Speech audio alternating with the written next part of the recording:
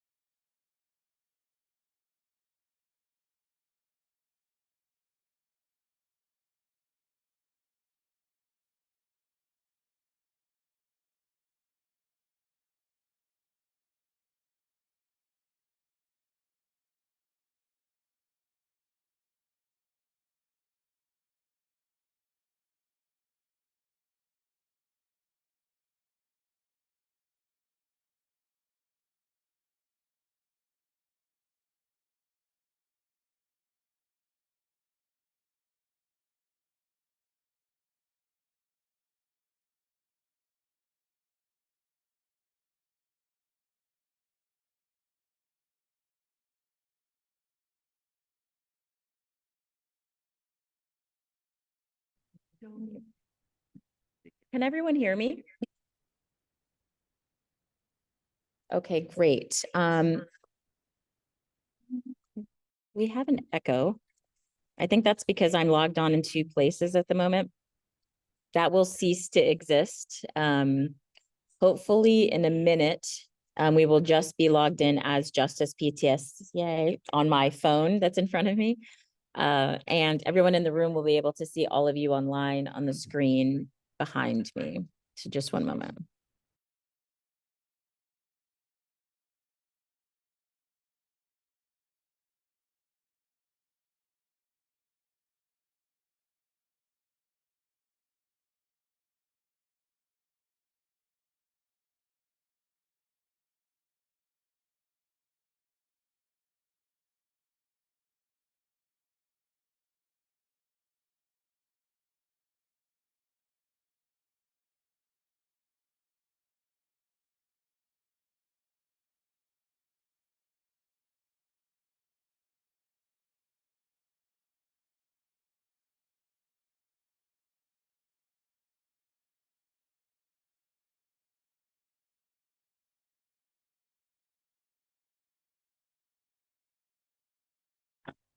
Yep.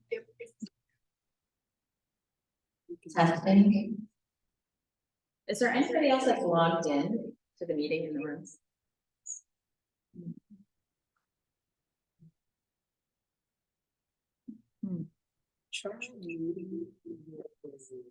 Oh,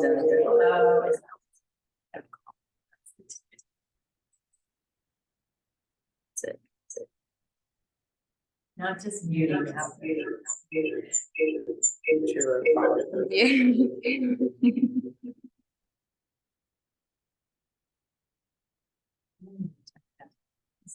I'm okay.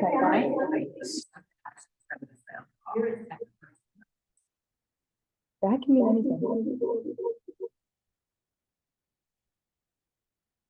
Turn on the microphone. Yeah, you turn the microphone on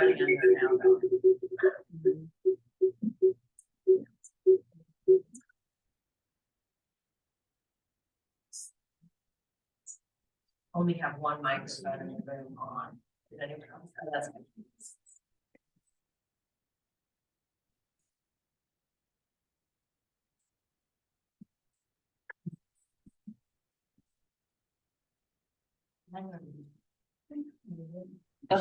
Sounds like the echo's gone.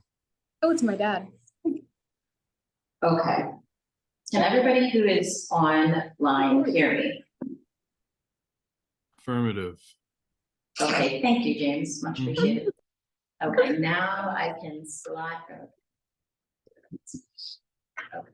I'm going to slide everybody over onto the big screen. I don't like that one, so I'll do it this way.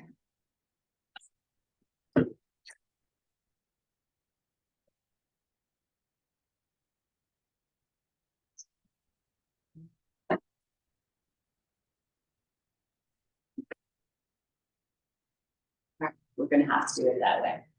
Okay, can everyone, what does everyone online see? Do you see me in the room?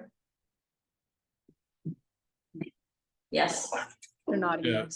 You're in the big window and we've got participants in a separate row. Okay. Okay, great. We are gonna pass the mic around when we get, as we go along so that you will see who in the room is speaking. We're gonna, sorry for the 7-minute delay. We are gonna get started because we don't have Principal Mercy for the whole evening. However, Ms. Lally will be here as well. We are gonna start with the principal's report, which I believe will either be shared on the screen and or the link to it put in the chat. I'm gonna hand it over to Any help? Good evening, everyone. Do we have, are we able to open up the, there we go. Good evening, everyone. Thank you all for coming to our first general PTSA meeting of the school year. Thank you for allowing me to also be flexible with my time. I do need to go and leave and go to another engagement at 8 o'clock. So thank you so much. I want to go ahead and begin with our celebrations. As you all can see, we've had an amazing start to our school year. We are today with official 4 weeks, and many thanks to our PTSA for the support, especially with our singing sunrise, supporting our teachers with just getting in, even our Wolfpack welcome. We have a couple of events coming up, so I want to make sure that I want to really thank our PTSA for your continued support. Just a few important dates. This is also included in our weekly Justice Junction, which is another news you choose that you subscribe to. We have a couple of events coming up, and the main one that I want to talk about is our back to school night, which will include Parent University. Parent University will consist of informing our parents of a lot of attendance information, such as logging on to Parent View, Student View, the resources that are available, and just information regarding attendance, student expectations for coming to school, even when taking kids out or when you're absent, and the processes involving parent attendance, surrounding all things attendance. But there's also going to be our counselors involved with Parent University. Last year, we actually did this in conjunction with our family night. We are starting a little bit earlier so we can provide information early and begin to just let you know the resources that are out to support our students and families regarding all things attendance. So that will be from 5 to 6. That information will also go out to our families along with our back to school night information. This year, we are doing a different way of how we present back to school night. We will have a general session that will start at 6 o'clock with the admin team and I introducing ourselves, along with a video from our board representative, Dr. McCarty Anderson. And then we will release you all into the building to go to your students' classes. The finalized schedule has not been completed, but that will be included in our notification that goes out to our families for back to school night. Now, as a reminder, we will have the majority, all of our faculty here. So I will advise people to get to campus early for parking purposes. But we will also have the information that we had in the past. All of the teachers will have their information online, accessible through our website. So that link will also go on back to school night as well. And then just some other updates. We have a holiday on September 25th. Our homecoming week is early this school year. We are doing homecoming at the end of September, and we have some exciting things planned for our students. Our game is on September 29th, and our dance is on Saturday, September 30th, and we will continue with our having our dance on the field football. Accommodate everybody, and hopefully we have good weather. We do have a plan in it's favorable. And our most anticipated date is our 2024 graduation. It is June 6th. I believe that is I can't remember if it's a Thursday or Wednesday, but we are at 7:30 p.m. on June 6th. Next thing I want to talk about is our accreditation, our 2023-24 accreditation. All families received a letter from me on Friday, informing everyone that we are accredited with conditions due to our dropout measure. We are continuing in tier 3 for dropout for this class 2023 cohort. So what that means is that we are 3 years in the red with 2023, 2022, and 2019. As you can recall, 2020 and 2021 did not count for the state due to COVID. So our calculations are from 2019, 2022, 2023. We have been over the percentage as it states VDOE, and we are continuing to work on that. The good news is that the work that we have been putting in, we are under 8% with our current cohort, which is 2024. This work has gone on for the past 3 years. The resources that we have in place, we have an OTG, which is an on-time graduation coordinator who specifically supports our students who may be on the cusp of dropping out or who have already dropped out. So right now, we currently have 22 students who are deemed as dropped out, who are in the class of 2024, which means 4 years ago, when they arrived in 9th grade, at some point they dropped out. It may have happened when they arrived, or it may have happened, this year. It varies of when it could have happened, but we are working on that, and our goal is to be in tier 1 with our dropout, which we have been consistently over the past 2 years keeping up with that. So I'm excited to say, I'm gonna put it out there. We will be in tier 1 with our dropout rate, and we will be fully accredited without conditions as we look at this time next school year. And just a few campus updates. Our current enrollment as of today, we have 2,355. We do have a few registrations that are that are coming up, so that number will go up.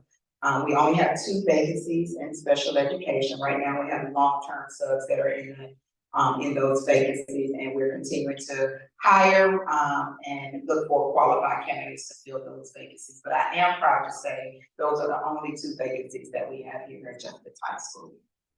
We've also hired 2 additional security, or we're in the process of hiring 2 additional security assistants. Their paperwork actually went through today, so that will put us at a total of 5 safety and security assistants.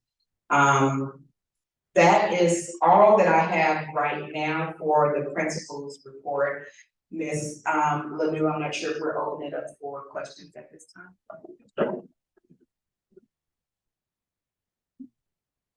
Just a couple of quick notes. Okay, bueno. Abajo del screen aquí, probablemente mejor sentarse aquí para que vean las palabras abajo en español. Okay, bueno. Lo siento. Yes, we are going to open it up to the persons in the room and to the chat. Mr. James Wilkins is going to help us read out the questions from the chat, and we'll pass the mic around here for the questions in the room. And I already saw that there were 4 questions in the chat, so James, do you want to read out the first? Sure, no problem. Can you hear me okay? 1 second. Can you hear me okay? 1 second. Okay, sorry. That's not you. Try again. Okay, this is Nope. James. 1 second. 1 second. I think I'm one of the justices. I can hear him. I can put the mic to him if you want. Try again. Okay, hello, testing. Oh, you know why? Because it's coming from. Yeah, I can put that over here if you want. Oh, technology. Try again. Okay, testing. Amazing. Okay, so first question is, what does this level of accreditation mean? Does the school get more or less funding? What are the risks? Do you want to answer right now? Yes. So the campus, we get funding for our on-time graduation coordinator, the actual person, the resource person who is supporting us with recovering our dropouts and keeping our graduation numbers or supporting us with on-time graduation with our students. So yes, we get funded. We are what's called a Project Momentum School. Originally, prior to my reign, we started out at Project Momentum due to MAD, I do believe our MAD, SOL. We've gotten that in tier one, we're in the green there, and so now we're project momentum. Keep going. We're project momentum for OTG. So yes, we get funding for the person that helped support us with recovering our dropout. I think the second one was what does it mean for the school? And so what it means for the school is with the VDOE, we are accredited with conditions. The conditions mean if we do not meet the expected rate of being in tier one for this school year, where we are now. If we surpass where we are now, then we are subject to not be accredited. So that's why we have been putting in the efforts of recovering our dropouts, supporting our students, because just, we know that traditional school is not always the answer for everybody. Or things may happen, or students may leave and, go somewhere else. We want to make sure that we are supporting our students at all levels. And the goal is, if justice is not the place, where else can we support students? Is it adult high school? Is it Edmonton? Is it GED? Is it another location in order to support our dropout rates? Okay.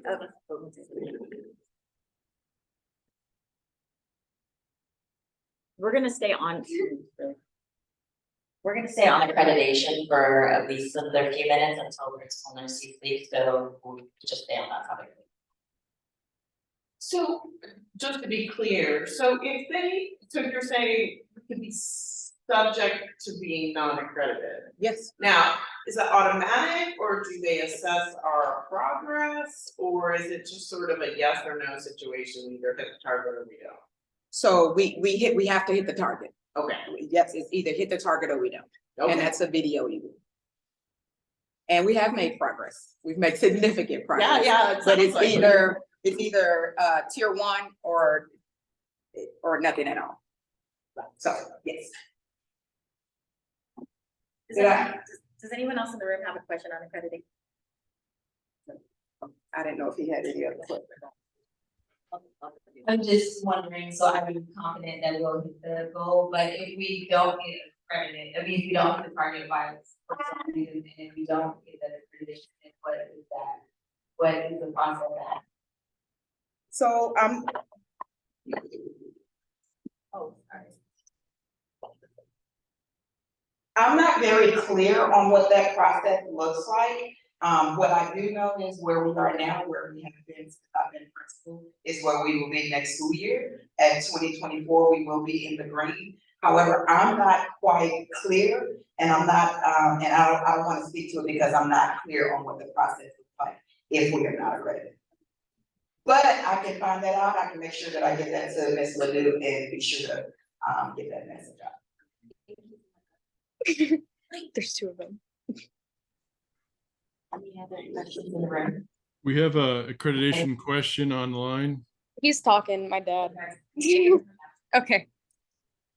Mine was along the same lines. I mean, I know you said, what is the process on unaccredited, but what's the impact to the students here in unaccredited?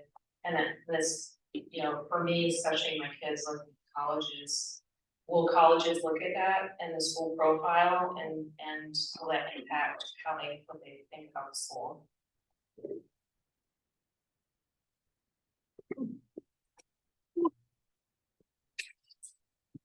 Again, I don't want to speak to something that I'm not confident on, but I do want to make sure that I provide you with that answer. I will get back to you on that. What I can tell you is I've been I've known campuses that have not met accreditation, and there has been, I think the impact is, I don't know, maybe I'll get fired, right? I don't know.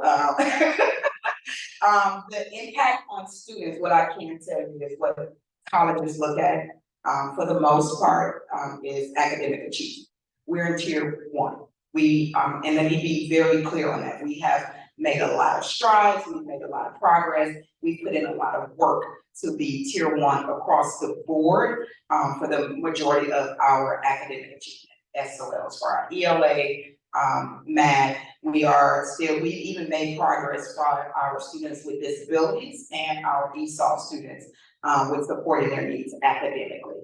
The reason why I cannot confidently say what the impact is because I honestly don't know, but I will be sure to get that answer and respond tomorrow to you.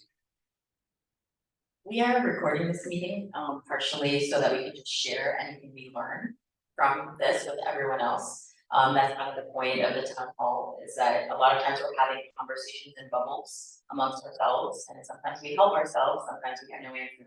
So this is a way to kind of streamline that. So any questions that we have, we'll record from the chat from here. We'll forward them on, and somebody, either Principal Narcisse or somebody, will provide the answer to us. Either through our newsletter, we'll provide it, or follow up at our next meeting.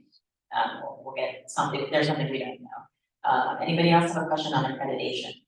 In the room, on the chat.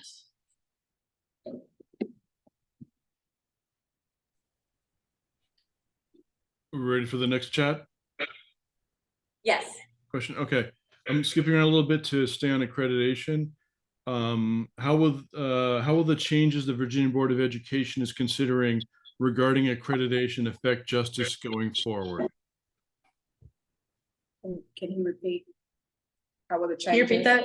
Sure. How will the changes the Virginia Board of Education is considering regarding accreditation affect justice going forward? I'm not quite sure if I understand the question. You stated, how will the changes with the VDOE affect justice going forward? Yes. Is that basically, is that asking, and maybe the person that asked the question, is that the same as what are the implications in the event we do not make tier 1 in dropout? I think that's what I just need a little bit more clarity on that question. So this is from Anne Marie. Maybe we could unmute her and give her the mic virtually. Hey guys, I don't know, can you hear me? Yes. The Virginia Board of Education is voting this week to change how they do accreditation. And I don't think anybody knows what they're going to decide. So I didn't know. I can see now that nobody communicates with you all. So I guess we'll wait and see what they decide. Thank you, Ms. Ward. I did not know that, but I appreciate you for informing me, and I will dig deeper into that and see what those implications are. I appreciate that information.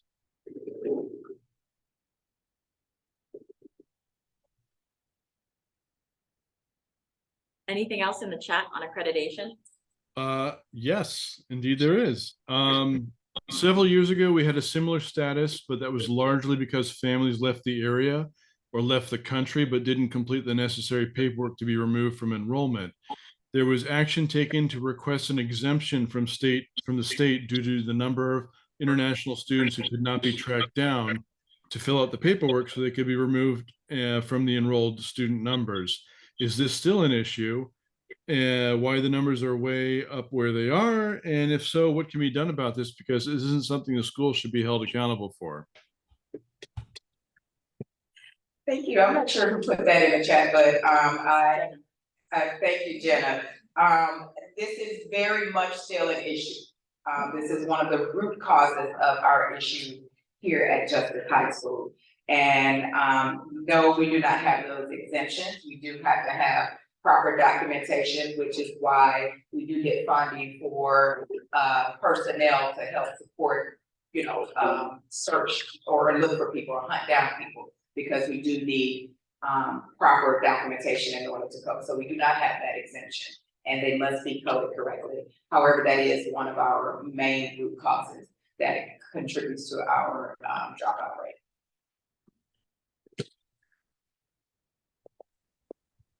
Anything else in the chat before I go on? Yep. I'm going to merge two questions together. what do we need, what do you need from the community to address the dropout rate? And on a related note, is it clear what's causing the high rate of dropout? Are kids having to work instead? Absolutely. I think, one of the things that we just want to bring it to the awareness is what we have been doing over the past few years, which is why, for this year, this cohort coming up, it has dropped significantly. There's been a lot of, conversation and, resources put out just to inform families and students and help to get them in locations that would better support them. And just that you know, the need for open transparency, right? That's what we need from the community. Just you know, there are families who we cannot locate and you know, things like that. If we know that there's someone who may be a potential for dropout, just communicating with us as a campus so we can help support. We have supports available. So that's what we need, just that consistency of what's been going on the past 2 years. As it relates to going back to what's contributing, yes, a lot of our students drop out for many reasons. Again, many may leave the community, we don't know where they are. A lot of our students are working, supporting their families as, you know, 17, 18, you know, 16-year-olds. Many of them, you know, there is a variety, but it is a lot surrounding what's best for them and what they're doing for their families. That's a lot of what we found out to be the root cause. Okay, I think we can wrap up on accreditation at this time, since you know Principal Narcisse needs to go, but I will say that I think that there are a number of points on which we can all be educated. And I think that's the responsibility of the central office and our leadership to educate us about the accreditation process and also inform us what steps they have taken as a district to support our school and schools like ours and the needs that we have that might be different from others. And so we as a PTSA will be putting some questions together and inviting them to educate us in some way, either in person at our next meeting or something similar, because it's a multi-layered issue, and we need answers. We need to know what's being done to support us. So on that note, Are there any other questions on here that I can respond to before you have the time? If there's anything burning, is there anything burning in the chat before Principal Narcisse please said as a non-accreditation thing before you move on? I'm reading the temperature, and I think we got the major concerns. I'm afraid there were some similar questions, but I think we got the gist. We got the gist of it. Okay, great, thank you. I'm going to pass the mic to thank you, Principal Narcisse. To anyone in the room who has a question, comment, anecdote, or anything on any other issues in the school, whether it's school safety, traffic safety, building safety, course selection, communication, construction, all these issues have come up as topics, so I open the floor if there's anyone in the room.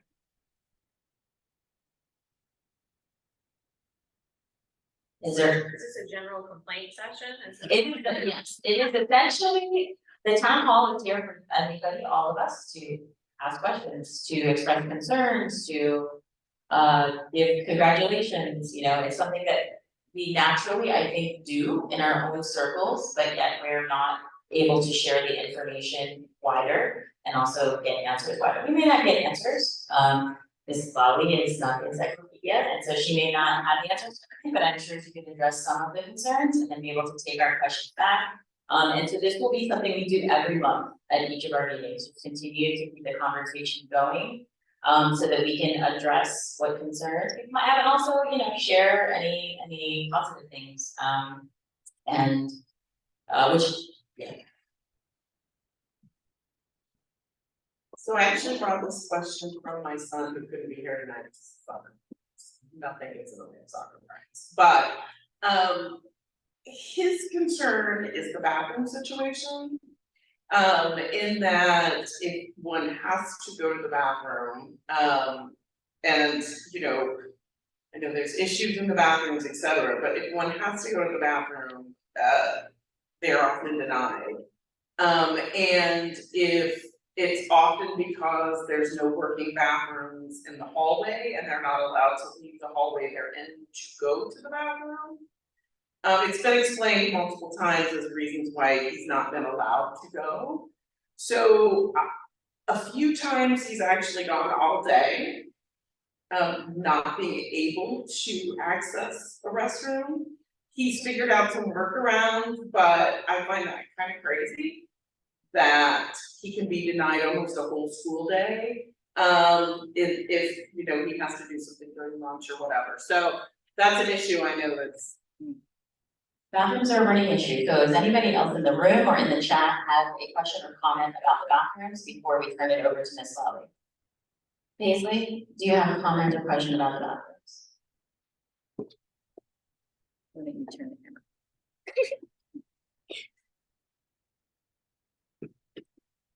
Hi, I'm Paisley. I go to this school and I'm like fully on the Xavier side here.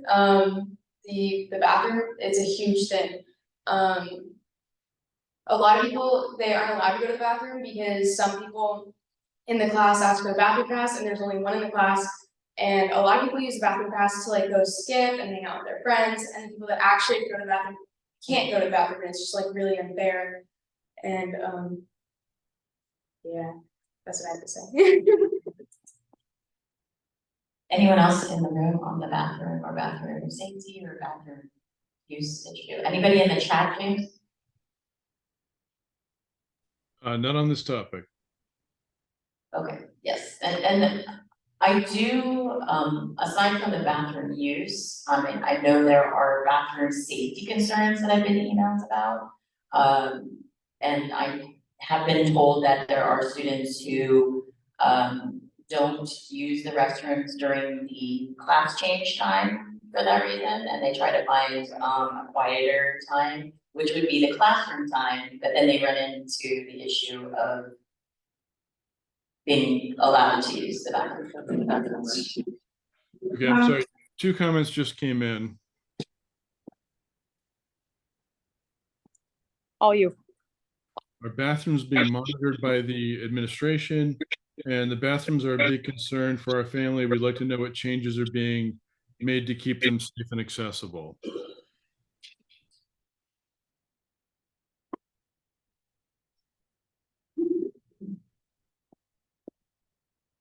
Hi, good evening. I'm Colleen Lally. I'm one of the assistant principals here.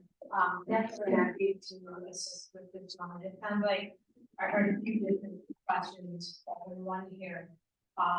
I am not aware of denying any students to go to the bathroom. We do have a policy of 1 in, 1 out. Meaning so that every class has a lanyard pass. We do have those lanyards color coded for upstairs and downstairs, which helps us with exactly what Paisley was saying, and the student might try to use that pass as an opportunity to take a longer walk around the building. It helps us see if they might be in the wrong part of the building and help us get them back quickly. The 1 in, 1 out was also to help, similar to what you may have heard from some other school districts using that online e-pass. That would limit students going in and out and limit students being able to go out when their friends were out. It's to limit the meetups that are happening.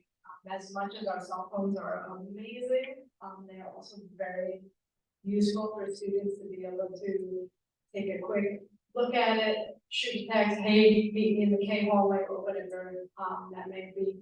And so we're limiting those meetups, we're limiting, making sure that students are using the lanyard pass, bathroom pass, truly going to and from the bathroom.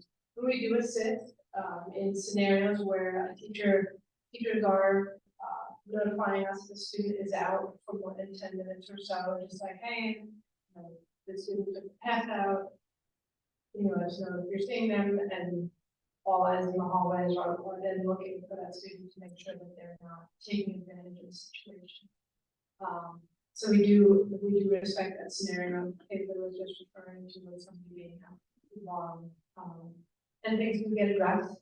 Absolutely, we have already met with students and family members, had parent meetings to support better choices and getting back on track. But our bathrooms are, on the other question with regards to functioning bathrooms, our bathrooms are all functioning. I do recall that being, there was an issue last year with some significant plumbing work that get done, and that was taken care of.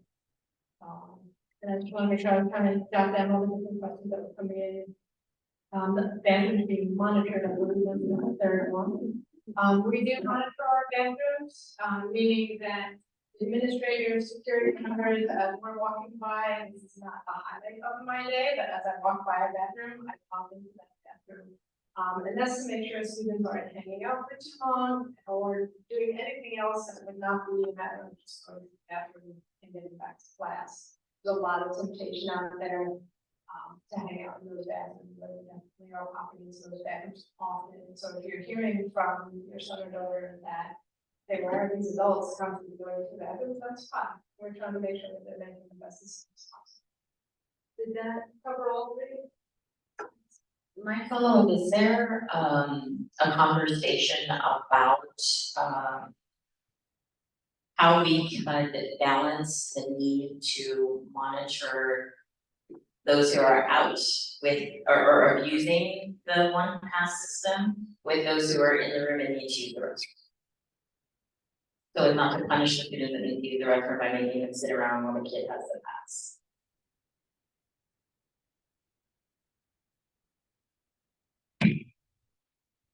Absolutely. So for example, some students we have seen on, if we notice a recurring theme where a student is out for longer than the typical running down the hall to the bathroom, almost every single hallway has its own wood in those bathrooms in it. So there shouldn't be a need to go to a different hallway to find a bathroom, and all bathrooms again are functioning. So with that, it should be pretty quick. When we do notice a pattern of students who are abusing a scenario, we have restricted some privileges that students have. We have limited some of the opportunities with the line pass, meaning that they might be escorted.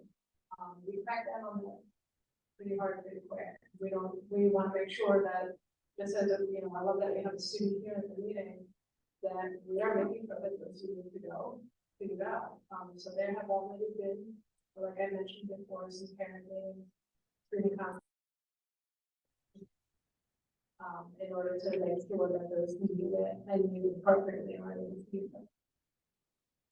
You may have answered this, so sorry, I missed it at the beginning, my brain just went somewhere else, but what, practically speaking, if my child is in a class and the pass has been gone 20 minutes, do the teachers have the permission, it's obviously just sending the kids to go to the bathroom, so they're not.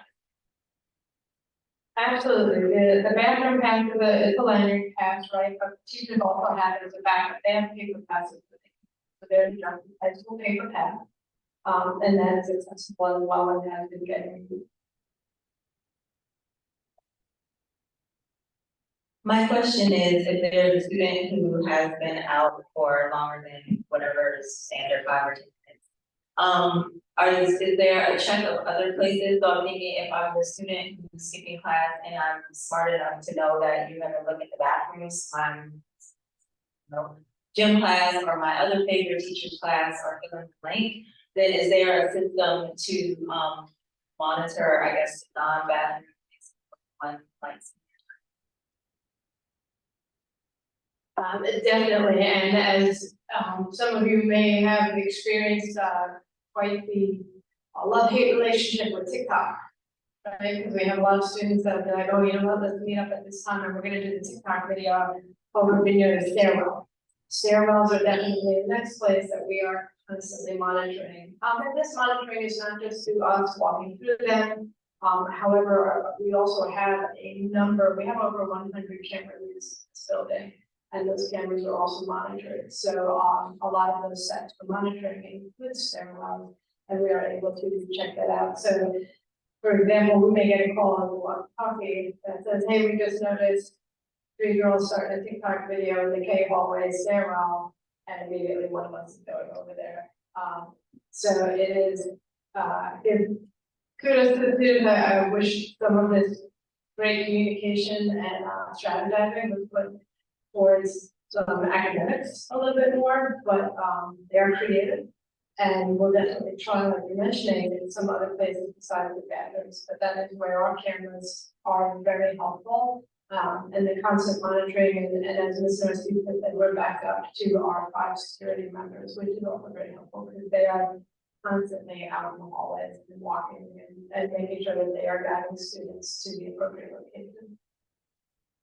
I think this question, and I'm gonna transition us a little bit, so we can, you know, whether it's bathroom safety or access or hallway safety or hallway population, and or security and or management of hallways. I think that's all encompassing what we're talking about right now. Does anyone else have a question or comment on any of those topics? Hallways, bathroom, security? I just have a question, because she put up there that you're still trying to hire 2 security assistants, and, or were you saying you already did? Already did. Okay. So, okay, so this is just more of a general question. So the security assistant's main job is bathroom, hallway safety, and or responding to classroom needs, or is there, and do they monitor the cameras? That was just a curious question.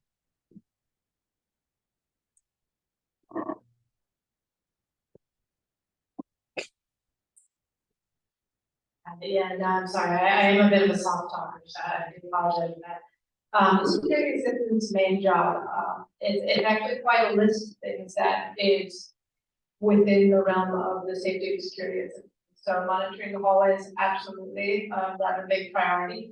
Rotating who and when they're monitoring the cameras, so the cameras are up.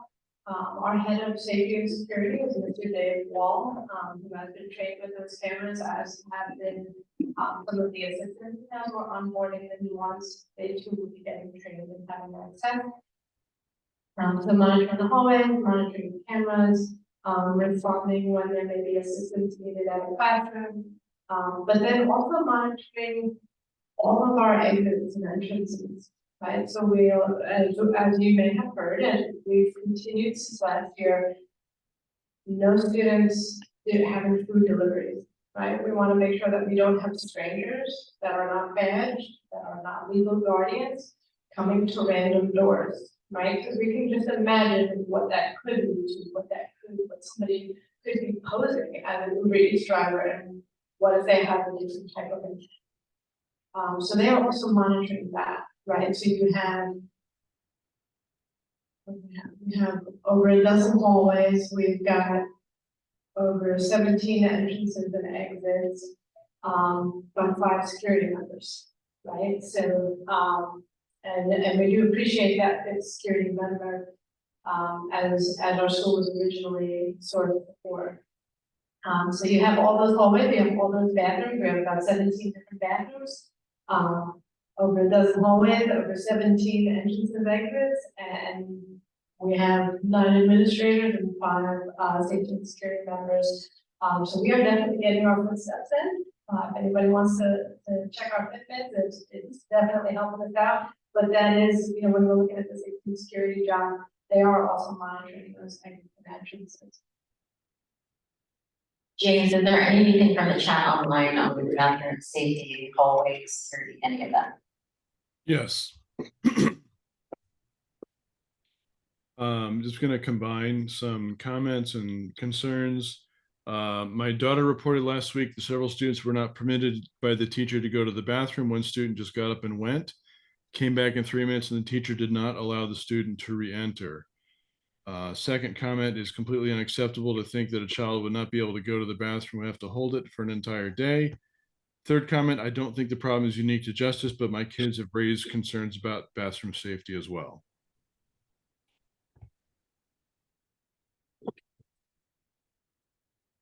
I definitely would love to hear about any scenario that if a teacher is not letting a child out of the room to use the bathroom, please get in touch with us and we can see, get a little bit more detail on that information, get a little bit more detail on that scenario so that we can best support.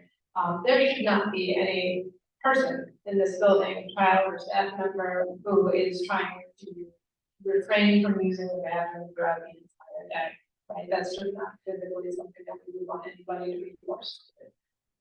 So we will definitely continue to monitor. And I think a couple of the other comments may have been a little bit of a repeat from some of the ones before. So if I haven't answered it yet, please let me know, and we can repeat them. But we do monitor the bathrooms. We do intentionally limit how many students are out, right? Because when we used to do that, it could be 5 or 6 kids out at a time, and then they were hanging out that by vending machines or the stairwell, those other places. And we would constantly escorting them back. So we do appreciate this year has really been impressive with the start. I have to give kudos to you all as parents because students are coming in and they're doing a much better job of actually going where they should. We're not shooing as many students out of a stairwell or a hallway or a bathroom like we did in the past couple of years, and that's been a very positive start, something to see. We're seeing students engaging more in their classrooms, taking advantage more of the activities that are going on there, seeking help with their teachers. It's been a very, very exciting and positive start to the school year. I feel like we're coming out of that COVID fog and getting back to where we were when I first started here in 2019. It looks a lot more like that. It's exciting. And we're hearing that from the teachers as well. And people are just making comments. Man, this year, it feels better. It feels different. It feels like we're coming out of what we've all been going through for the past few years. And that is exciting. But we can always do better, right? So any of those concerns, which is that specific scenario with a specific teacher, please reach out to us. Our contact information is on the web. You can always call the main office as well and ask to speak to somebody, and we'd be happy to help out.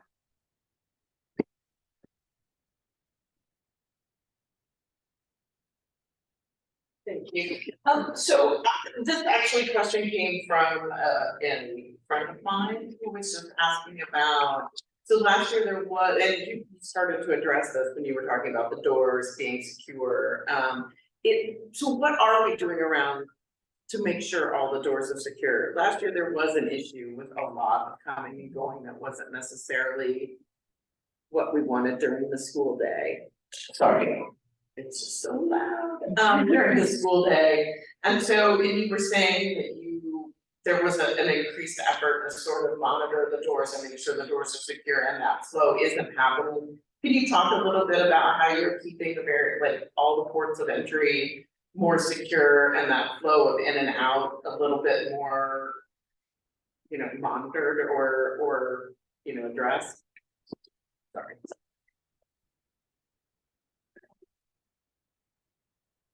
Absolutely. So we are happy that we're seeing a decrease in that. However, we will get reports saying, so that when I mentioned security is watching the campus, so we may get a report of, 2 students with exited door 6. And then we're going back and looking at the cameras and seeing who those students are. And sometimes we are seeing that there are students who are going to academy and they just go out the main exit. Sometimes there are students who are going out and they're meeting their parents when we continue to watch the video and track them. And then we're trying to work with the parents to support that proper, safer process of checking out in the main office. And we'll find out what the parent called in, the parent didn't come in. So you have somebody reporting kids are going out the back door. And then they're actually meeting up. It's not the ideal scenario, and we really need everybody coming in and out of door 1. Even when they're going to meet their parents, even with that. Now, there's also absolutely other times when a student might be trying to dip out. They've got a test coming up that period and they'll come out and they fall down the nearest door. Or they want to run down to Chick-fil-A during their lunch period and they think that they can get there, or they can get to Shop Smoothie or Chipotle or wherever it may be. And so they're trying to bolt during that 5th or 6th period, and you're seeing them go in and out. So we are still trying to cut down on that. We are still addressing that. And when we're seeing students come back in that we know didn't have permission to leave, we do still have to follow the same protocols where the food is put in the fridge. They can pick it up at the end of the day. We're contacting a parent. Things are getting documented.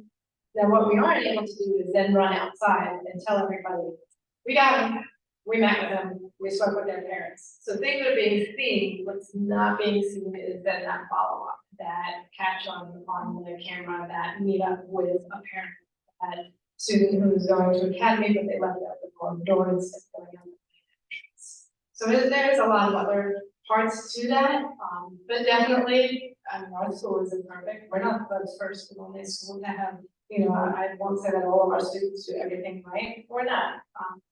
We definitely still have some areas that we need to support students in making better decisions and not trying to run out to AAA for their own fun and stay on campus.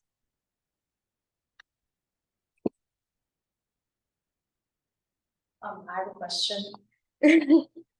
I was wondering what the purpose of closing the art doors so we can't enter or exit through it.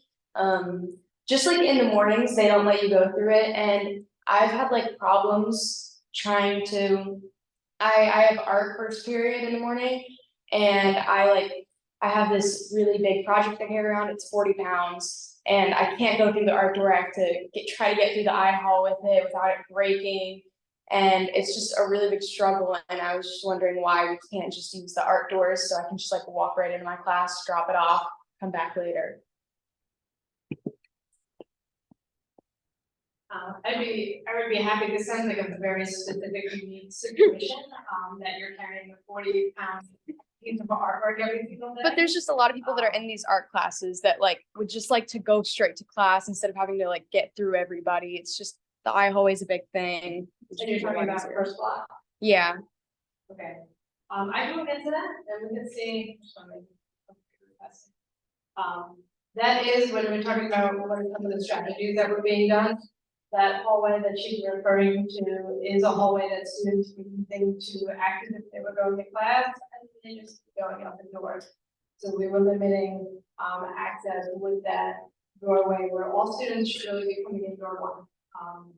Access points access points that have the card swipes for them.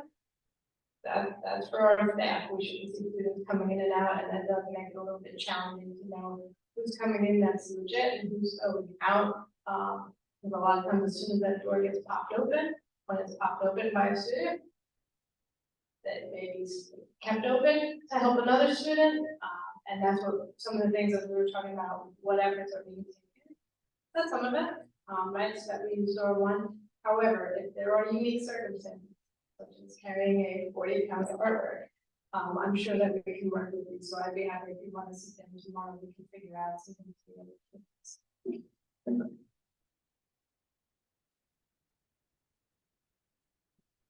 Are there any more questions in the room or in chat about, yes, on this topic? There is school safety, hallways, security, bathrooms, and the like. This has a little bit to do with movement in the hallways and sort of processes and procedures. I'm talking about the advisory class.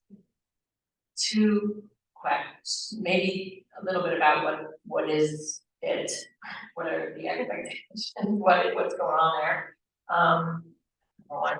And then the second one is, it seems to me that is a time when kiddos move around a lot. I've heard things like, I want to send you with this guy, we're working on a project at this time. So there's a lot of movement, which is great. Sometimes movement to Chick-fil-A, but what is the process for attendance? Because I know I've gotten a mountain of your kiddos at this period, and then when I investigate a little more, they're like, oh no, actually we went over here and was going to take attendance, or is there an actual procedure for that?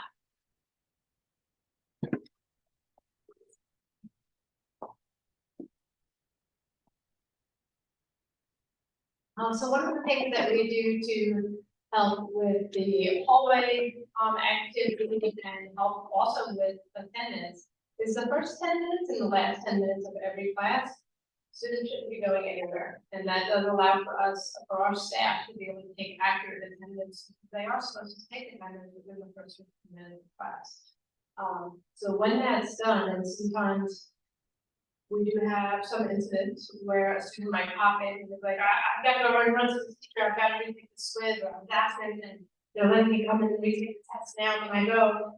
And a lot of times the teachers really want to help out, right? So they say yes. If there's ever an incident where you think attendance is required, definitely we can help out. We have had a lot of scenarios where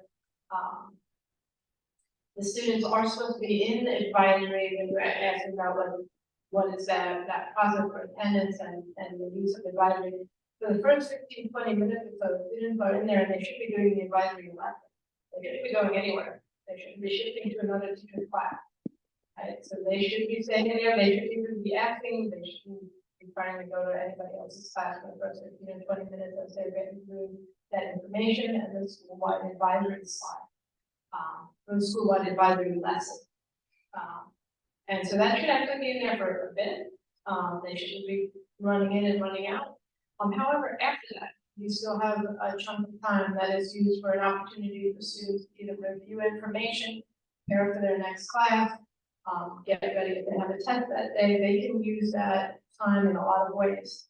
We also have some interventions that are taking place during advisory, things that support literacy building skills, things that build up reviews for students who might have an opportunity to retake an SOL, and so that advisory time is used for that.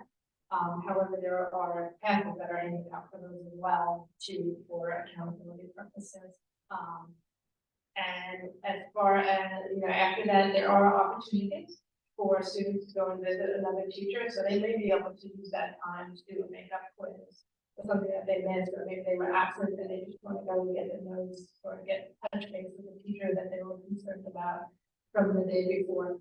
And they can, you do need to have passes from the teacher to make sure that students actually go from point A to point B, instead of they go to point B and then they bolt over to point C, right? So that is some guidance, right?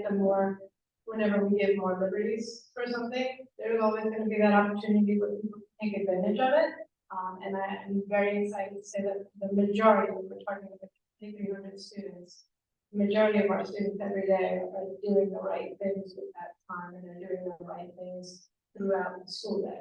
There will always be a small percentage that is not taking advantage of every academic minute that we have. But we can continue to support that. If there's any particular concerns, please, I encourage you to reach out to the assistant principal and the counselor if there's concerns that we can support with that student and the better decision.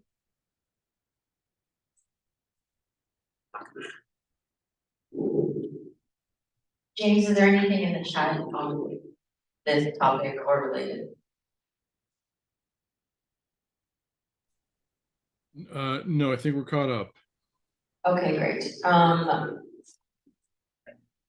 Are there, switching topics, does anybody in the room have any other comments or questions on any of the topics that was listed previously as an interest, which would include construction, parking, traffic safety, communication, course selection, or any other topic or question? Okay.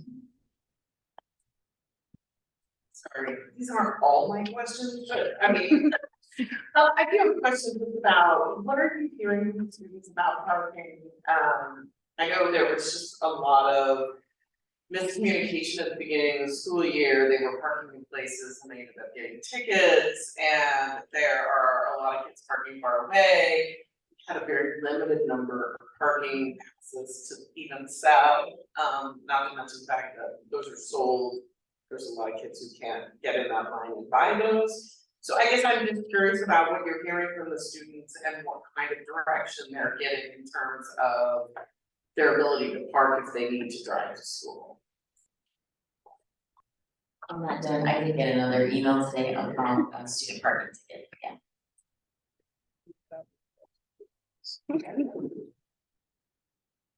I personally, I'm not hearing from students this year. We actually heard more from students last year.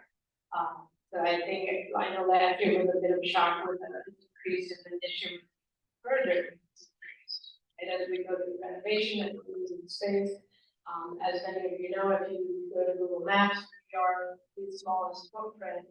I believe we are the smallest footprint property for a Fairfax County Public High School. Which really limits, especially when we have a district that to grow. And we have to pass many other high schools as far as total attendance, and we grow our building, everybody we lost about 80 parking spots in the back. Which has obviously negatively impacted students for the number of parking spots that we can afford specifically for students while still having enough parking spots for all of our staff. We have any student who has to drive, if there's a reason why they are not typically able to take the bus, if they have to drive, it is for some service or parking spots that are out there.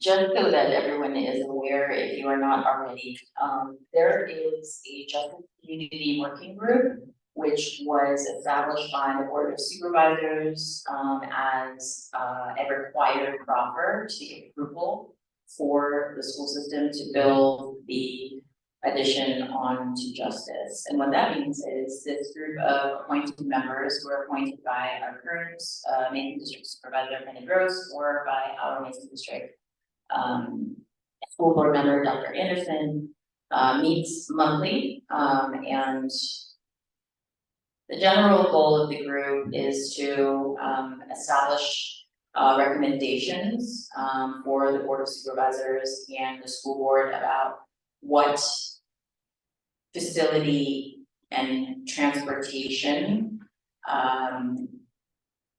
issues there are and how they might be resolved, and to largely base that feedback on input and education from professionals in those fields, but also from community input, seeking community input from our staff, our students, surrounding neighbors, etc. So the next meeting for the Justice Community Working Group is September 18th. It is here in the school library at 6:30 p.m. It is not designed for public comment, but it is open to the public. So I highly encourage anybody who's interested in these issues and wants to see what the working group is doing to come to those sessions. And the PTSA will continue to advertise when those sessions are for everyone's edification, and we will do our best to report back on the progress of that committee. Not much to report yet, to be honest, but we'll get there, I hope. Are there any other questions related to parking, traffic, safety, etc. in the room or in the chat?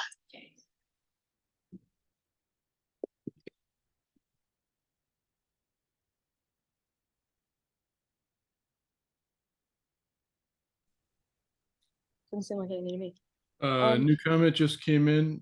I'm just curious how teachers are doing with parking. Oh, don't they get All spots? teachers have space. All the teachers have a space. Anything this way? I just wanna make a comment. I'm gonna make a comment that when I drive through here, there's always empty space a lot. It's very frustrating to see students getting parking tickets when there's empty space in the lot all the time.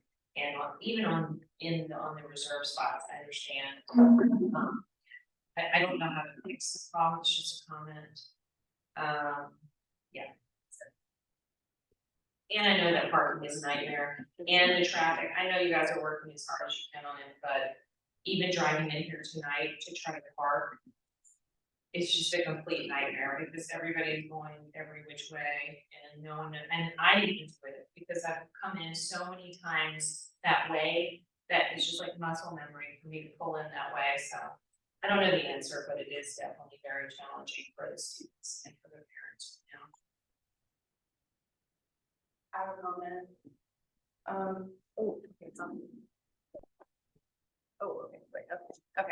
I drive to the school every day, and I usually leave before 7:15, which is almost an hour early, just to get a parking space on the street, because when we first started having construction at the end of last school year and during the beginning of this school year, I was parking on Patrick Henry, which is a little bit of a walk and not something I want to do before and after school, especially because I have to go back to the building, or I have to go back to my car to grab my stuff for my sport, and then I have to go back to the school. And I even parked on Diamond once or twice, but that was before they started giving tickets.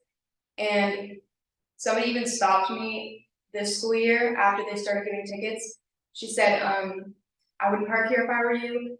I parked here yesterday, I got a $75 ticket. And this person, I haven't talked to her in years. It was really nice of her. But I just think the parking thing is really frustrating, and yeah. I was just going to add, as part of the member of the working committee around parking grounds, we actually have had students who have given up their evening to come to the meeting to express their frustration. So you may not be hearing it, but I would just let you know that it's definitely there, and it's not abating. I think it was a pretty angry sharing time earlier this year.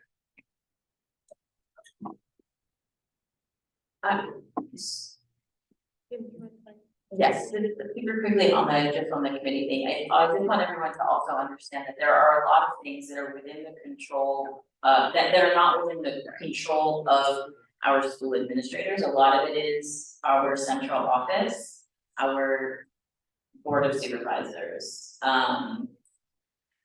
yes.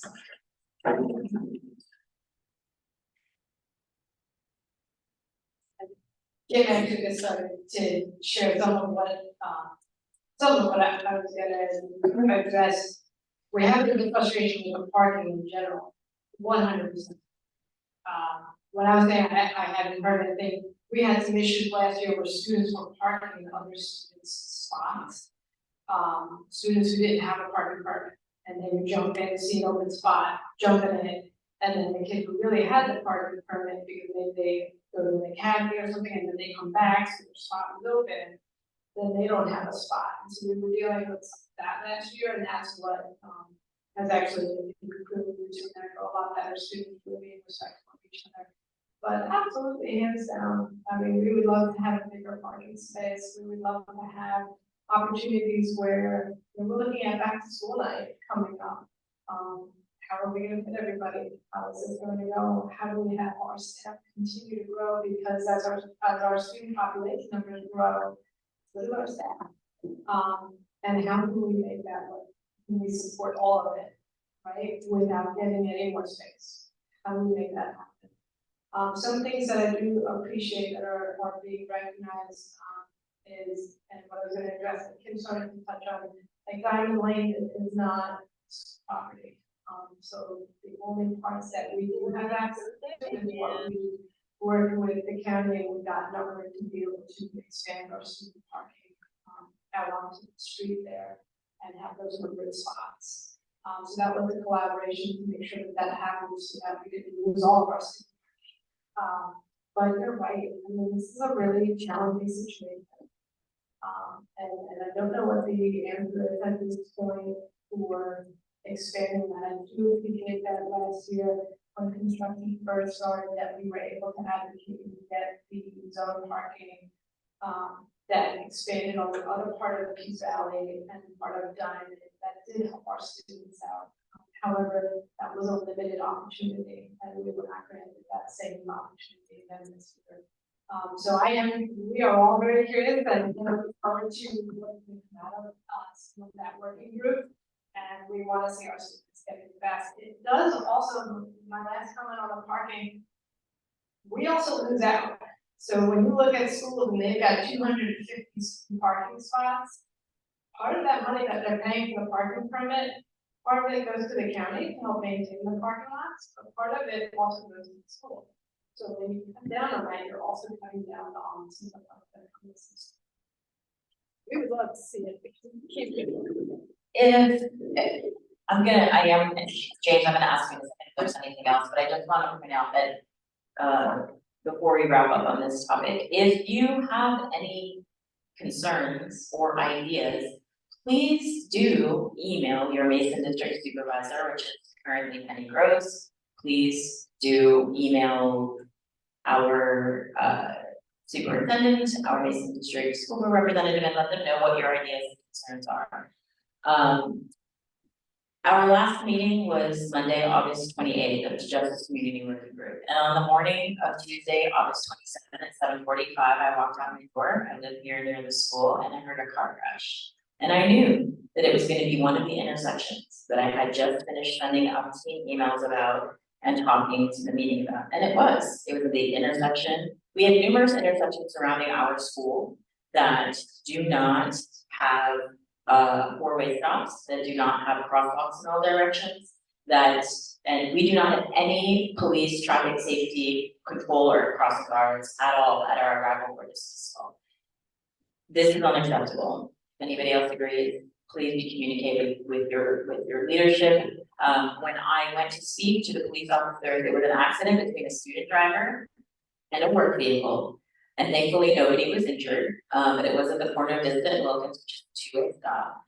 And when I inquired with the police officer, about their thoughts on, traffic safety and crossing guards at arrival and dismissal, their response to me was that they didn't have the personnel for that. And my response to that was, well, I guess we'll add that to our advocacy list, because we obviously clearly, need this. And I don't think, as one of the other parents told me, it's not often the students that are the issue of the driving, it's often the adults.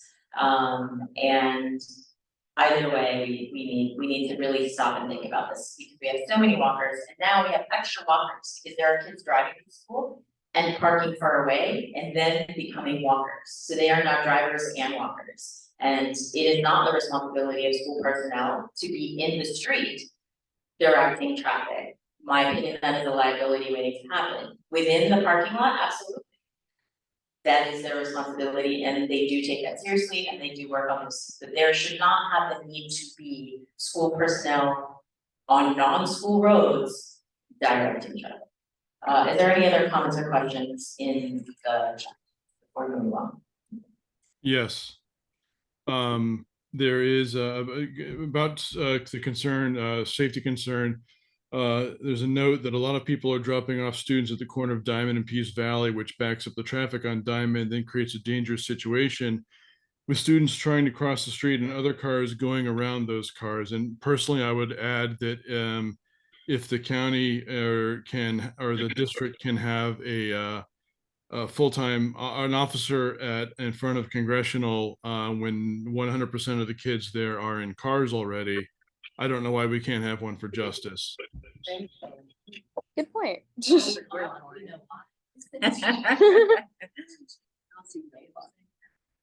Please email and call your representatives this issue. Are there any other comments, questions, burning anecdotes that anybody wants to share about anything? That is the point of the town hall. That's why we're doing it. So let's start with the chat. James, is there anything else? Yeah. There was a question, two notes about parking. One parent has said that someone parked in my son's spot last week, so it's still happening. And there was a question about staff and iterant staff that may come and go through the day. Would that maybe explain why some of the spots are empty?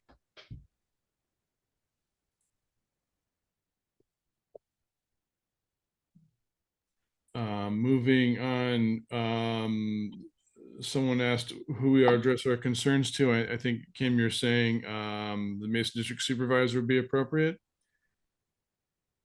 And a note that congressional may pay for a crossing guard, which may be the case. There's the money to do that. Yes, I would suggest your, at a very basic level, please communicate on these issues with, your Mason District Supervisor and, the superintendent. If you're gonna choose to, I would do those two. You can get into the weeds and add people, of course, but I would highly suggest those two as well as our Mason District School Board representative, those three. Anything else in the chat at all, James? I think we're caught up for the most part. Okay, great. Anything else in the room before we move on? Super. It's about 8:45, so I would really like to let everybody go by 9. So we're gonna move on to the business of the PTSA. We are going to keep it short, so we will post the minutes, we will post additional information in our newsletter, which does come out every Wednesday. If you are not receiving the PTSA newsletter, it comes out as the news you choose, just like the activities letter and the instructions from Principal Narcisse. You can register for that on the FCPS Communications website. Service is called Go Delivery, but we'll post that link as well. Moving on to our budget. We do need to approve our budget tonight. We cannot move forward without an approved budget. So some of your executive committee has put this together. We're going to display it. We will run through it very quickly. Please do know that we can always amend the budget at any point in time and at our next meeting, at any other time, but we just need to have something with which to get started. Anne-Marie? I'm not sure if I can share, so you guys might have to. Are you able to give Anne-Marie access to share? Possibly if I knew how to do it. Oh, okay. Are you logged in as Justice PTSA? That I am. Yeah, I think you just go to the bottom participants button, and then I'll pick Anne-Marie.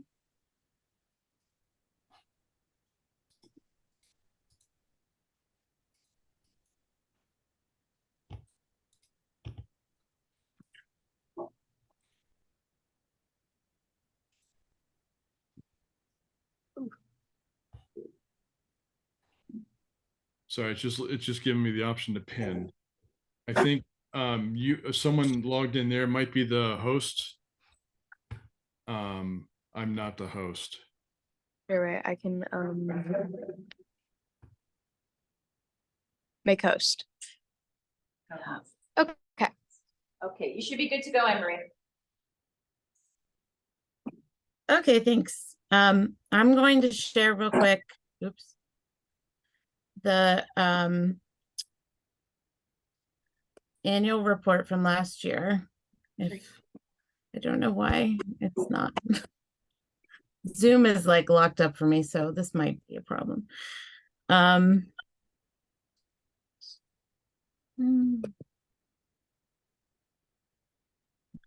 Sorry, guys. Let me just share the budget and I will talk you through. Kim, you want me to share the document that you can sent me? You can share whatever you want. It doesn't have to be that. Okay. So this is, I think this is gonna work. There we go. Can everybody see that? So we do our finances in a program called Money Minder, which is just an online bookkeeping, but just Kim put together a spreadsheet because it is just a little more user-friendly to look at. What you see at the top is what our bank balance was at the end of last year, which was almost $10,500. We've been working with the surplus since the pandemic and slowly trying to spend down what's in there because, of course, we want the funds to be supporting the school. But also, we need to have a little bit of money on hand to be able to go through our beginning of the year expenses before we've done any fundraising. So what we have on here is just sort of a draft of some of the things that we know that we're going to be doing. And then there will be other things that if we have volunteers to do those activities, then we'll be able to, add line items for them. One of those, of course, is, you can see there, the senior event. Last year, there was a really dedicated group of parents who put on an all-night grad party at the rec center, and it was very successful, but it took a lot of work because it is expensive to put something like that on at no cost to the students and provide transportation and things like that. So I know Kim is going to be, or maybe Vicky, going to be sending out News You Choose with information about some of the things that we might want to do, but right now we don't have a budget for that because we don't have a committee for it. Kim, did you want to talk a little bit about the academic programs line? Because we haven't really done any spending on that in recent years. It's a goal.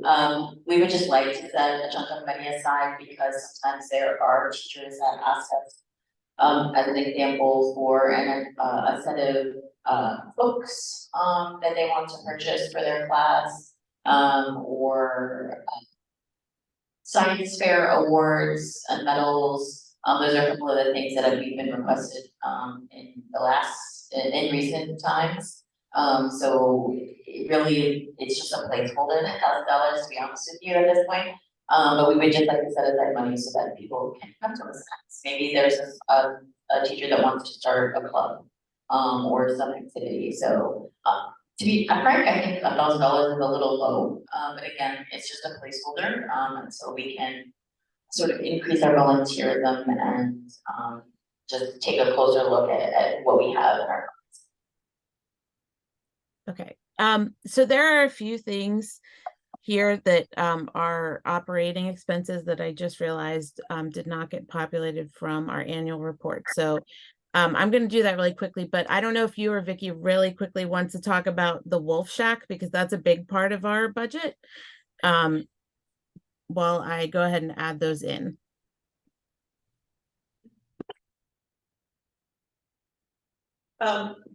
For those who haven't experienced the Wolf Shack is our school food and resource pantry for students. We are open on Wednesdays and Thursdays from 3 to 5 after school. These are late bus days. You're actually, those of you in person are welcome to take a look at it. It's literally, I got my keys too. It's literally next door, and we have donors in food for neighbors. I do encourage people to sign up for the red bag donor program because we get a massive amount of donations to the Wolf Shack for the food and resource pantry from them. As well as food for others that give us food and then our community that donates. We did put in the newsletter a list of urgent items that we're always looking for, but it's food, it's meals, it's quick heat needs, it's healthy snacks, it's toiletries and home products that are necessities to make sure all of our students have access to those. We also make sure that our counselors and social workers have access to it during the day to meet students' needs as they're identified as well. So like I said, anyone here in person is welcome to come, but the budget supports the way that we're building that out, the way that we're stocking. We do have a lot of partners, but we use our budget to support the Wolf Shack, make sure we have the necessities we need and that we're meeting students' needs.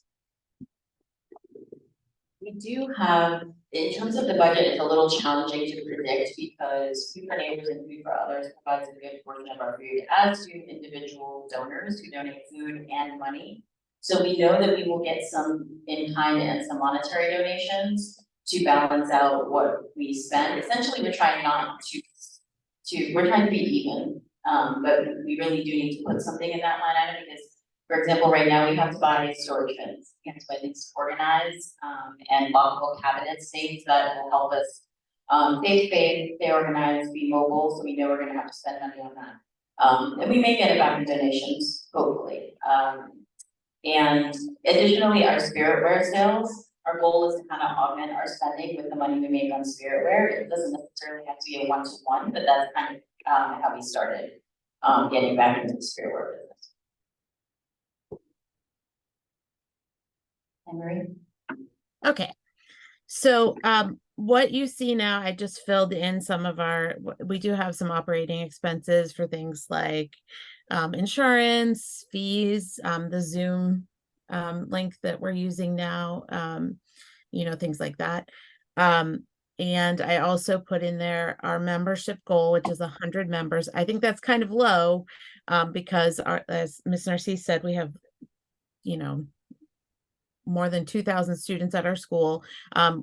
Last checked, we were almost to 50 members already. So I will put a link in the chat again for how you can pay your $10 dues. We get to keep $6 of those 10. The rest goes to county, state, and national PTA. So if you look really quickly, you can see this column here is the expense line, and this column is the income line. And then you can see which things are going to break even, like she was talking about with the spiritware, which things we are spending on and which things we're hoping to be fundraisers. So if you come down here, the way that we earn money is by having donations, having fundraising, collecting our dues, and then there is these things seem to be going away. The store rewards, even Harris Teeter is changing theirs. So I'm not really sure how much passive money we're going to get from that. But if you look at what we have listed here, you'll see that we are hoping I think we're hoping to break even. And right now it seems like the numbers we have more, and I don't know if there's an adding error here because I feel like this number in this column seems high, so there might be a mistake there. I will have to go back and look at that, but we really do want to try to spend what we bring in and even potentially spend down our surplus that we have, which is about $10,000. It's hard for me to see the chat or hands raised or anything when I'm sharing my screen like this. Does anybody have any questions or comments on the budget? Because this is a group decision. The officers we put together are, best guess of what we think. And then, like Kim said, we can revisit it at any meeting, but we need to have a starting point so that we can go ahead and, pay expenses as they come up. There are some questions about the budget. Okay. Okay. Wolves at the Lodge. I don't know if that's winter ball. Someone asked if that's on here or expected to happen again. Yes. That's the winter fundraiser. Okay, great. Someone asked if we could put a call out for a senior event committee. I know it's not budget related, but before I lose my mic. Second budget item was I've been hearing from teachers that they'd like to have the teacher grant program again. And the PTSA will the PTSA be continuing with the coffee and healthy snacks for the teacher break rooms? The teachers like that one done with regular frequency. The line that says staff appreciation, if we over to the other side of the chart is sort of your comments don't show up on my screen. Here they are. So all of that is included under staff appreciation. Continuing, we have, just for those who don't know, we have placed hospitality, we've placed a pure machine in all of the staff lounges, and we've been trying to maintain those with hospitality items. We'll just do it. So yeah, our goal is to continue to do that. whether by donation or by purchase. Somebody did ask me about the water coolers, that teachers would really like to have water coolers. I was told I needed to slow my roll on that, so we'll figure out the water cooler situation, there's some bureaucracy involved in that. So I was a little gung-ho apparently, I'm not surprised. So, but we'll address that. But yes, so the answer to that is yes, and the first line item under school support academic program special projects. Somebody asked about that earlier, and that essentially is the teacher grant program. We're not going, we want to eliminate as much bureaucracy as possible. One, we just don't have the volunteers to man something like that to continuously respond to their requests. We don't want to have additional forms that teachers have to fill out. So essentially, what we're trying to do is just simplify the process of having the staff just come to us and email us and say, hey, I've got this, I'd like to spend this on it, this is how much it would cost. We as an executive committee come together and say, okay, they've asked for $140 or they've asked for $1,000. And to do it that way. We just don't have enough requests at this point that I think it requires us to overly bureaucratize it. But the short answer is yes, we still want to do that.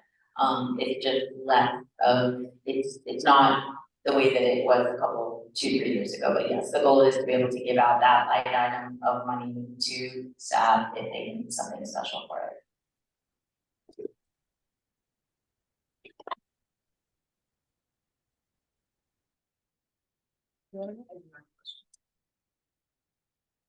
Can you clarify that there's no funds there for this event, and did, in the past, has the senior class raised all the money for that senior event? And or, I know you said you're just not putting any there, so there's no committee. If there is a committee, how much funds will be allocated and how do you discuss that? Last year it was $2,000 that we provided out of the PTSA budget, which paid for, I'm gonna blank on this, the fire marshal, the transportation. Kim, do you remember? So Like the administrative costs, essentially. yeah, we covered the administrative costs last year. It's a little bit tricky, so I'm gonna fast forward because it's a sort of a PTSA budgeting thing, right? Because we belong to a national association, and by virtue of that, a state association, we have certain fiduciary responsibilities, ways that things work that are different from a booster organization, because those are essentially PTOs, right? They run themselves, they're not associations. We have certain requirements. That being said, when we fundraise as an organization, we really should be fundraising for the PTSA as a whole and not for individual events or individual activities. So last year, we kind of went into a gray area because we were trying to reinstitute the all-night grad party. And so what we said was, hey, we'll cover out of our pocket all the administrative costs associated with trying to make it free, with all of those things. And we allowed a bit of direct donation fundraising directly to the event, which we are not going to do this year, because it's actually not the best, that's not the most financially responsible way to fundraise. So essentially what will happen is anything we fundraise goes into the pot, and whatever's left, so let's just say we find coordinators. Then in October, we come back and we say, okay, we want to spend, we think it will cost us $8,000 to do a good event. And then we will need to decide as a group, do you have to spend 50% of what we have? You know, by the end of the year, we said we would have, maybe 17. Are we spending 50% on the senior event? Is that what we want to do? Is that where we want to put our dollars and our money? If it is, maybe the answer is, okay, well then we need to fundraise more, right? We can add that line item, but we're also gonna have to fundraise more. People are gonna be more into getting business sponsors for the PTSA, more fundraising, more sponsors, so that we can have more money to put towards that. So essentially, we can spend what we decide we want to spend. That's basically the bottom line. If we have coordinators and we determine the budget and we approve it, that's what we spend. I will say that event was very successful last year, but it also cost, for the number of students that came, the per student allocation that we spent was pretty significant. And again, I think it's just something to, you know, we're not the only school that has lower numbers, you know, there are schools that have hundreds of students. But they also pay $50 or $100 to go and have huge prizes. Our counterparts at Walsh Church, we have talked about this together. And they are in a similar position to us. We've had conversation about doing a joint one. So it's just, you know, we evaluate based on, yeah. And it did cost about, Emery, you can correct me, and I'm pretty sure it cost us about $8,000. It was, I can, let me see if I can switch to sharing last year's, hang on one second.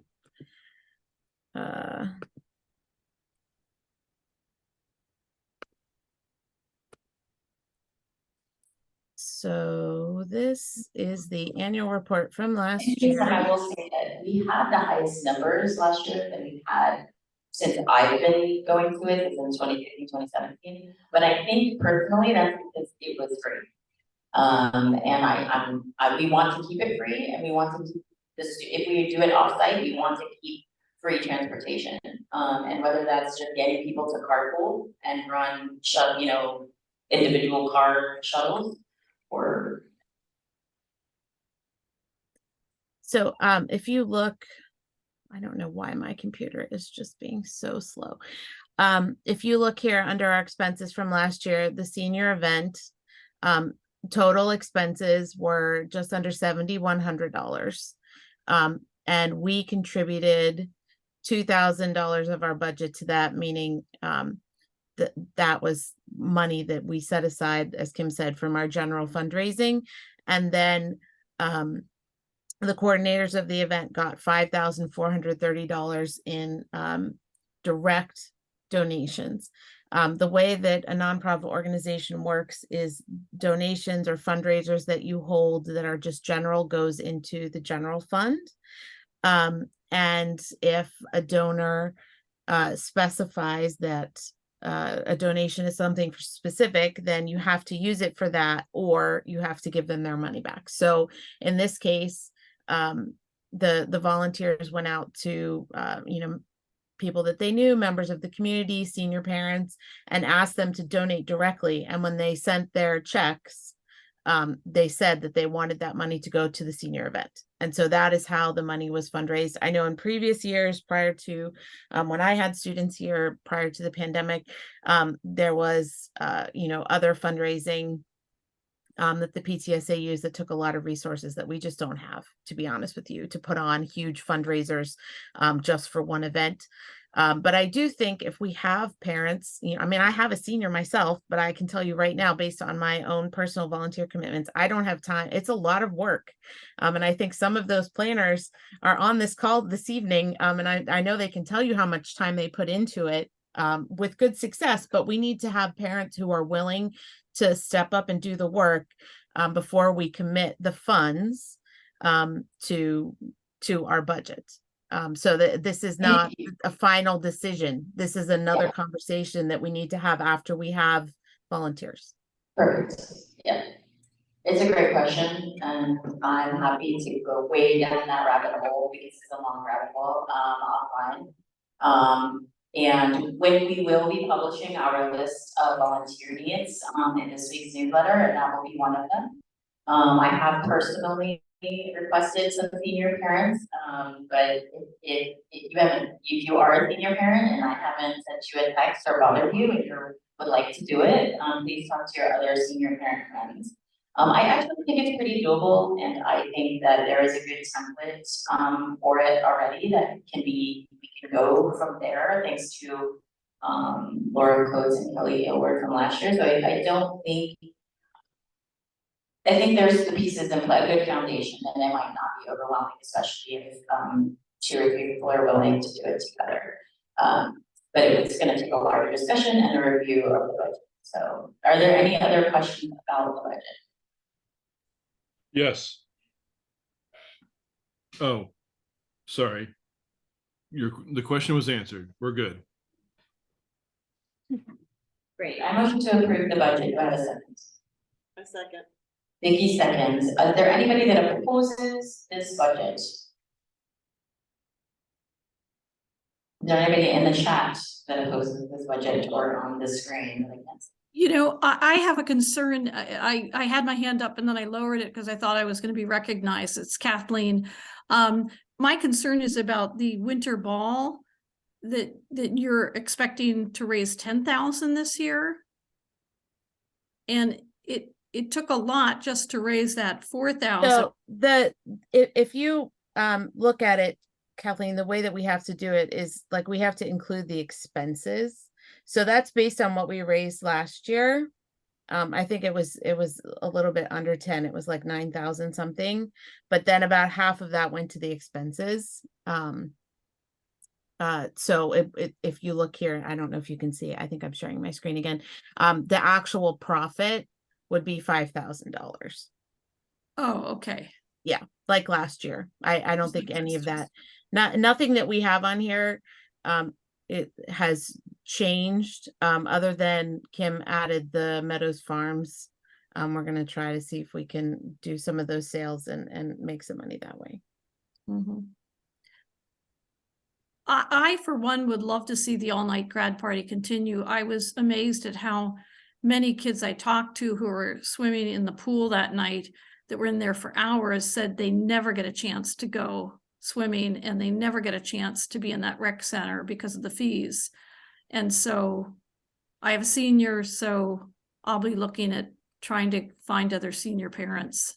And Laura Absolutely. they- I think that we would be happy to have volunteers. So once we you know, get the call out for volunteers, if you have a senior or just interested in helping, please raise your voices and we'll get everybody together. And then once we have a budget, we can come back and meet like this and add it in. Laura and Kelly did such a great job last year with all the volunteers, and Jane and Kim, you were there. So I just thought it was an amazing event. Yep, and anything, we are open to, anybody can reach out about helping us with anything. So once you see the volunteer list, please let us know. Things can't happen unless there are people to execute it. No matter how many good ideas we have, I am the idea fairy, I know, and so but people have to execute or it's useless. So thank you, everyone. I believe the budget passes. Is that correct? There are no objections, am I correct? Great, budget passes. See you all on October the 5th at 7:30. The link is the same for all of our meetings. And our default location, if you come in person, will be the Little Theater. We will be trying to expand into the community to have other offsite meetings, but the virtual link will always be the same. Thank you. Thanks, Kim. Like to see the wolf I shack. do We're want happy to take open every it up. single person who has not been in there to the Wolf Shack right now. You can see. Do you want me to for 1 leave the second meeting? and just see it, but please. Yes, come Lou. with Do me. you want me to leave the meeting? Please, come with me. You have your keys? I have my key right here.